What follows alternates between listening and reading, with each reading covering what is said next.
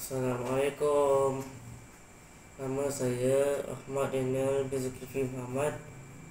Saya bersekolah di Sekolah Kebangsaan Bintang Bulu Melaka dan saya dari kelas 6 inovatif. Kawan-kawan, saya akan menerangkan tentang tata bahasa iaitu kata seru. Apa yang kawan-kawan tahu tentang kata seru?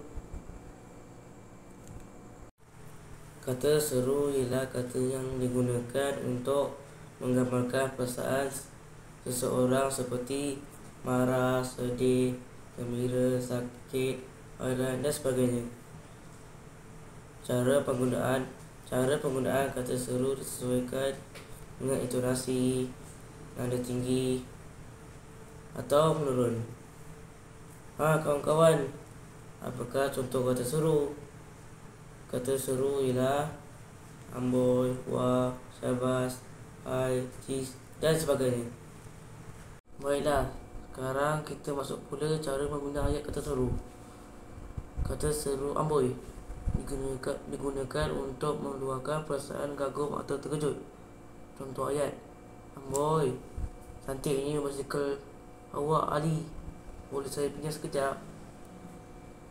Yang kedua, kata seru hai digunakan untuk menegur seseorang. Contoh ayat: hai, awak tinggal di mana? Yang ketiga, kata seru oh dan digunakan semasa mengingati yang lupa. Contoh ayat: oh, bila ibu pulang? Baiklah, yang keempat, kata seru cis digunakan untuk perasaan marah atau benci. Contoh ayat: cis, beraninya engkau datang ke sini. Baiklah kawan-kawan, semoga kawan-kawan faham ilmu tentang kata seru.